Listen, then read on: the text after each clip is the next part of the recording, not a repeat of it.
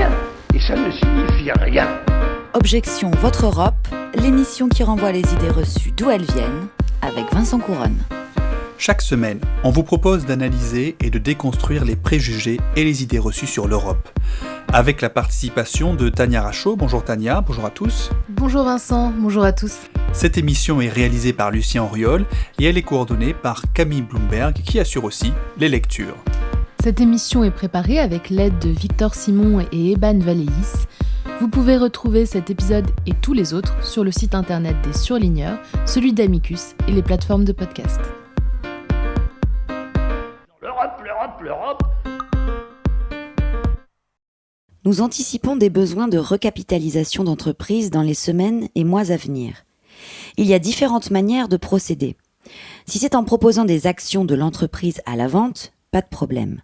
Mais s'il s'agit d'une vraie recapitalisation publique où l'État verse de l'argent, attention. Nous devons être stricts sur les conditions des recapitalisations et sur les comportements à avoir pour les entreprises, car il y a un risque de long terme très important en distorsion de concurrence.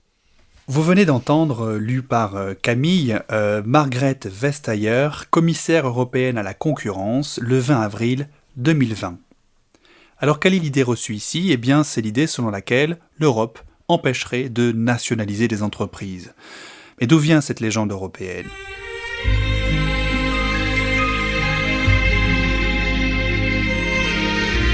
À vrai dire, elle vient d'un peu partout, et notamment de la Commission européenne elle-même. Ce n'est pas pour rien d'ailleurs qu'on vous a fait écouter une de ses commissaires. Et comment cette idée s'est-elle répandue ?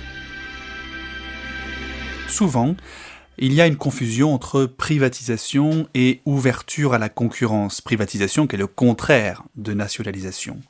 L'ouverture à la concurrence, c'est la plupart du temps l'application de lois européennes, ça c'est vrai.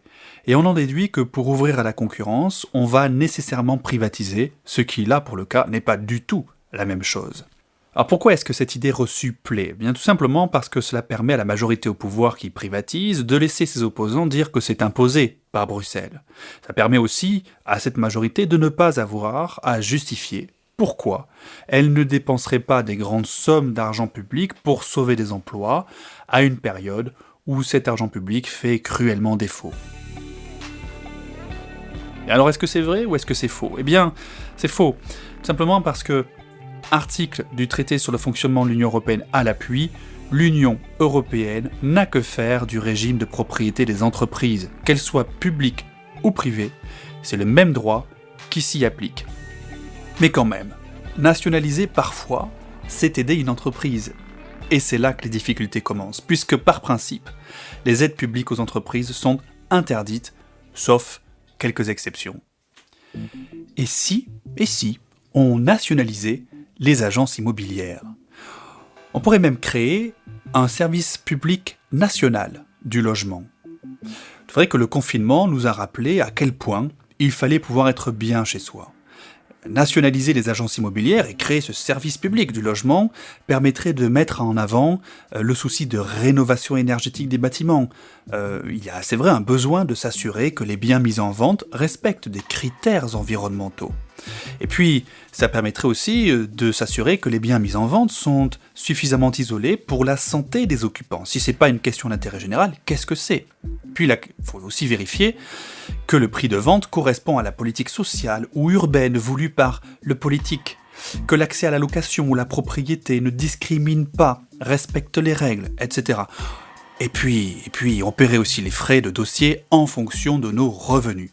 L'avantage, c'est qu'avec un des réseaux d'agences les plus denses qui soit, ce service public serait présent dans bien des bourgades où il n'y a qu'une seule boulangerie.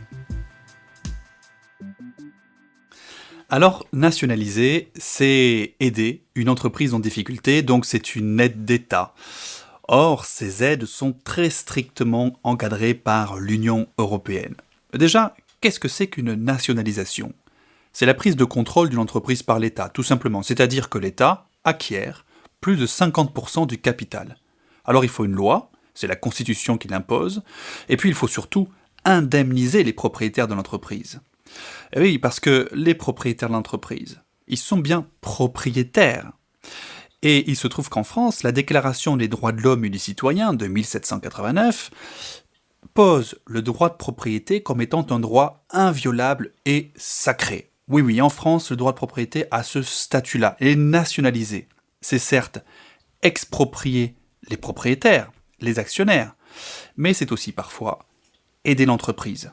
Oui, c'est vrai que les actionnaires peuvent aussi se sentir lésés. Ces actionnaires, ce sont des personnes qui ont investi dans une entreprise et en échange vont percevoir de l'argent régulièrement sous forme de ce qu'on appelle des dividendes. Parfois, les actionnaires sont des familles dont les membres héritent des actions, mais ça peut être une entreprise ou même l'État. Par exemple, la France a des actions dans Areva, Thales ou encore la RATP.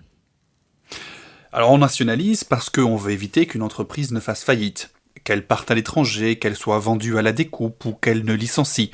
On essaie alors de protéger les emplois. Et pourquoi est-ce que beaucoup disent que l'Union empêche de nationaliser ? Eh bien parce que un des principes cardinaux de la construction européenne, c'est d'empêcher toute discrimination fondée sur la nationalité. Dans le traité sur le fonctionnement de l'Union européenne, article 18 pour être précis, on interdit toute discrimination sur la nationalité et cette disposition, elle est présente depuis 1951, c'est-à-dire depuis que la première pierre de la construction européenne a été posée. Et oui, forcément, quand on nationalise, on privilégie ces entreprises nationales. Et oui, et c'est pour ça que dès le début de la construction européenne, le mot d'ordre a été l'interdiction de toute forme de discrimination. Mais c'est aussi le produit de notre histoire. Toute l'histoire du 19e siècle et celle même de la première moitié du 20e est une histoire jonchée de haine contre l'étranger. Il fallait neutraliser à tout prix toute possibilité, toute condition même de possibilité de discrimination. Le poison de la xénophobie n'est jamais très loin. Par exemple, pendant la crise grecque, la couverture de l'hebdomadaire Bild allemand était ouvertement insultante à l'égard des Grecs. Ils étaient décrits comme fainéants, dépensiers et tricheurs parce que grecs. Et en retour, les hebdomadaires grecs leur rendaient la pièce de leur monnaie en décrivant les Allemands comme étant des nazis qui leur avaient volé de l'argent pendant la Seconde Guerre mondiale. Plus récemment, une couverture du journal néerlandophone EW, fin mai 2020, mettait en une image opposant les valeureux travailleurs du Nord aux fainéants prenant le soleil au Sud, France y compris. Il s'agissait ici de dénoncer le plan Macron-Merkel qui prévoit des transferts de fonds du nord de l'Europe vers le sud. Écoutons Daniel Cohn-Bendit à la tête de la liste des Verts pour les élections européennes de 1999. Il répondait à ceux qui lui reprochent de prendre la position allemande. Oui, je suis un peu surpris par les déclarations de Robert Rue. D'abord, je lui ferai cadeau d'un livre, Le nucléaire et la lampe à pétrole des Verts français, et qu'il voit que c'est la position des Verts français. Donc pas la position de Gerhard Schröder. Et pourquoi vous êtes obligé de rappeler les Verts français ? On a l'impression qu'il y a une sorte de relent xénophobe dès que vous parlez. C'est pas à moi qu'il faut le demander. Le ministre de l'Intérieur a cru bon souligner qu'il ne comprenait pas que les Verts français allaient prendre un Allemand. Monsieur Pasqua fait des blagues. Comment on reconnaît un vrai Allemand ? C'est Cohn-Bendit qui revient tous les 30 ans.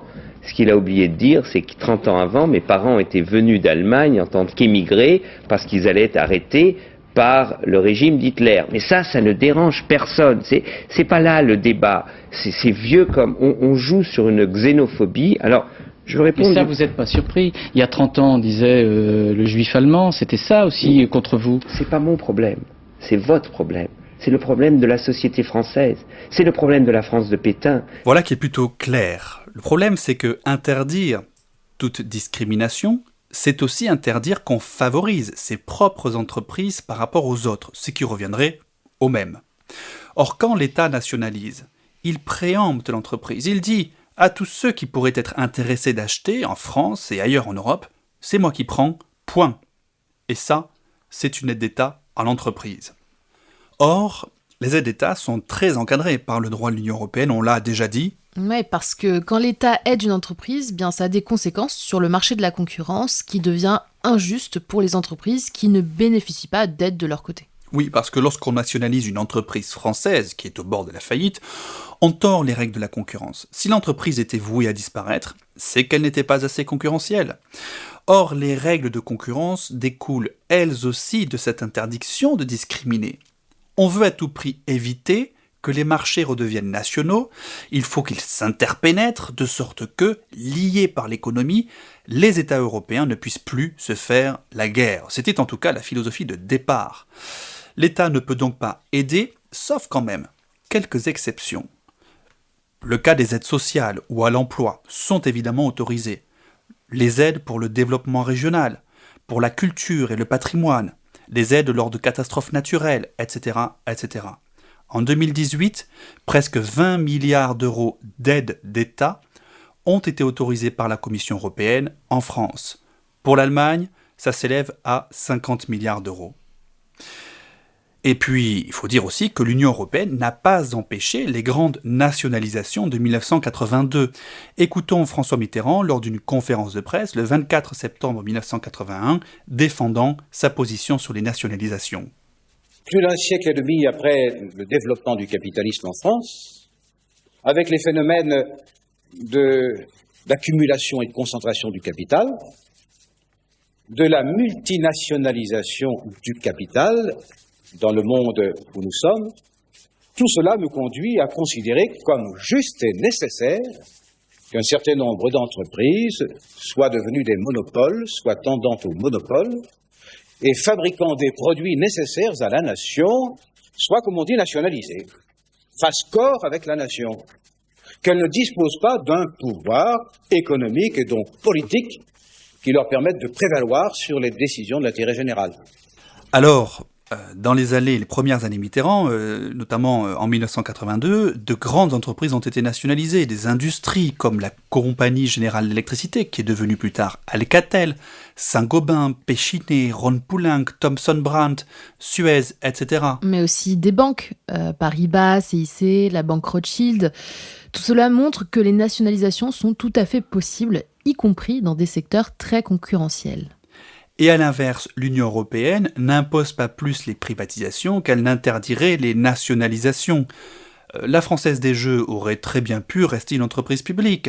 Aéroports de Paris aurait pu ne jamais être menacé de privatisation.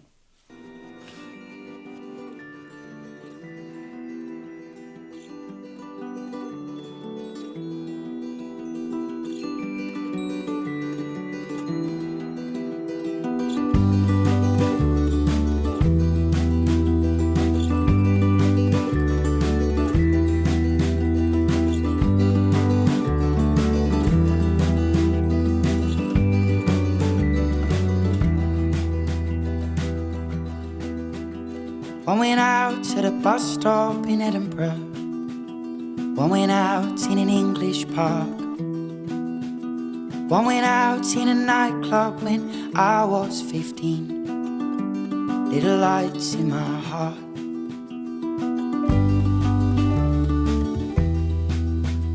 One went out when I lied to my mother.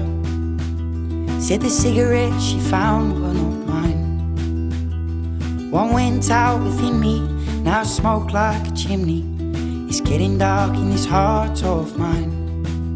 It's getting dark in this heart of mine. We're born with millions of little lights shining in the dark, and they show us the way. One lights up every time you feel love in your heart. One dies when it moves away.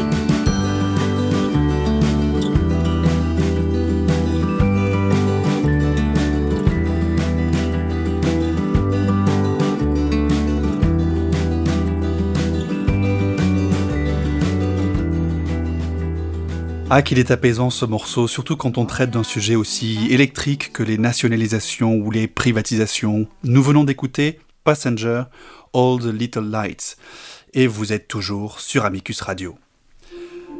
Dans Objection Votre Europe aujourd'hui, on parle d'une idée reçue, celle selon laquelle l'Union européenne empêcherait de nationaliser. On vient de voir que les nationalisations peuvent être parfois autorisées, d'autant plus que, pour l'Union européenne, qu'une entreprise soit privée ou publique, eh bien ça ne fait pas une grande différence.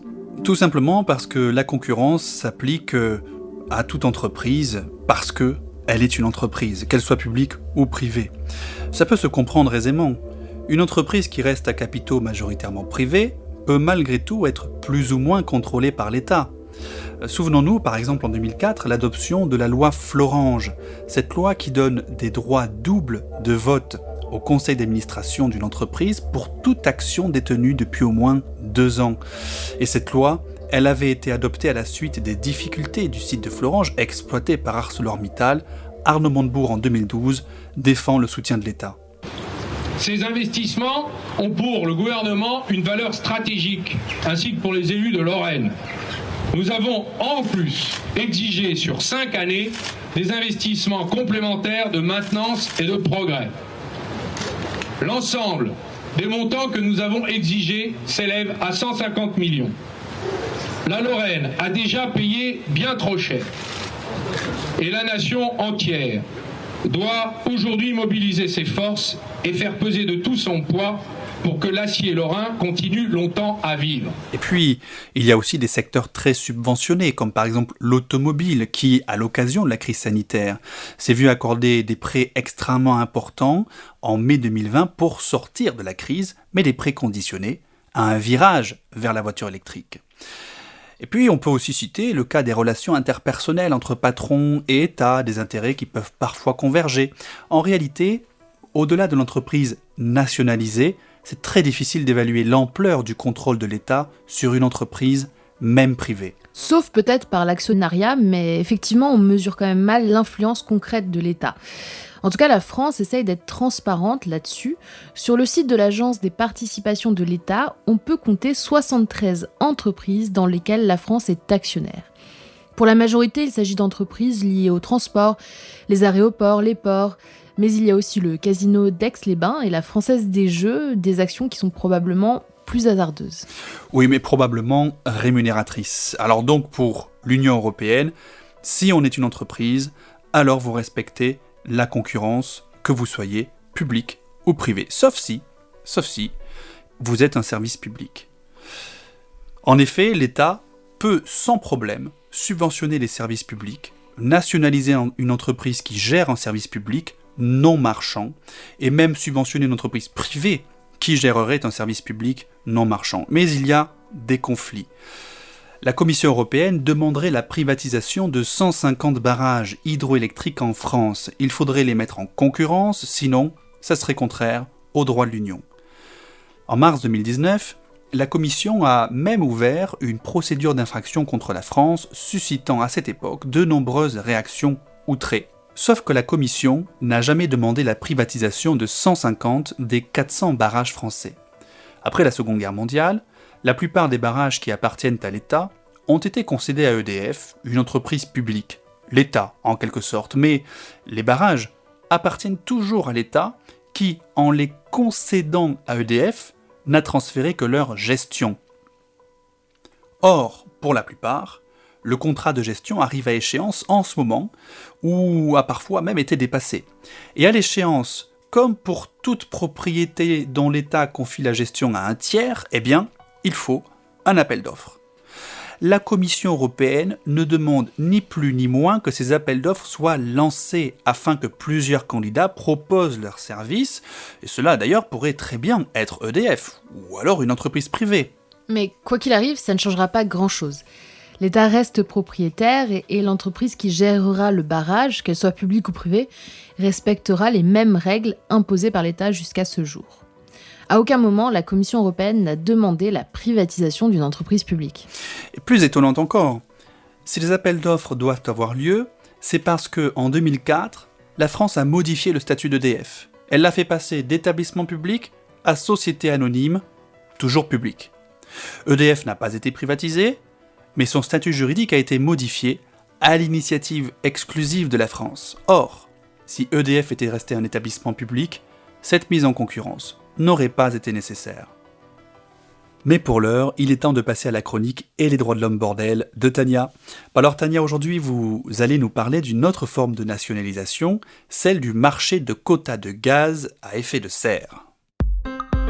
Personne ne peut raisonnablement et sérieusement dire que la France est le pays des droits de l'homme. Abordons pour cette chronique un droit de l'homme collectif, le droit à un environnement sain. Deforestation of our great forests, toxic air pollution, loss of insects and wildlife, the acidification of our oceans. These are all disastrous trends being accelerated by a way of life that we, here in our financially fortunate part of the world, see as our right to simply carry on. Bien plus que l'environnement sain, c'est le droit de vivre dont il est finalement question, comme nous le dit Greta Thunberg, que l'on vient d'entendre énumérer tous les désastres qui touchent notre planète à cause des gaz à effet de serre. Mais alors c'est quoi les gaz à effet de serre ? Il s'agit de rejets liés à l'utilisation de combustibles fossiles, dont le dioxyde de carbone, le CO2. Nous en recrachons naturellement en respirant, mais à cause de la consommation de pétrole, de charbon ou encore de gaz naturel, l'activité humaine a ajouté 30% de ces gaz dans la nature en 2 siècles. Conscients du risque, enfin un minimum, les États se sont mis d'accord pour dire qu'il fallait faire attention et réduire les gaz à effet de serre en 1997 avec une décision internationale appelée Protocole de Kyoto. L'Union européenne met alors en place ce protocole dès 2003 et se vante d'être le premier marché d'échange de carbone qui émet donc des permis de polluer. Car ce marché a pour objectif de réduire de manière économiquement avantageuse les émissions de gaz à effet de serre. Le système mis en place reste donc dans une logique capitaliste. Les pays donnent aux entreprises des permis d'émissions de gaz à effet de serre, appelés quotas, un quota égale 1 tonne de carbone, pour contrôler les émissions, mais il est possible de payer des quotas.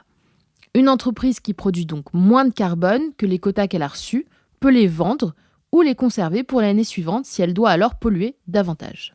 Entre 2008 et 2011, ArcelorMittal, mastodonte de la sidérurgie, a reçu 352 millions de tonnes de CO2 sous forme de permis d'émission.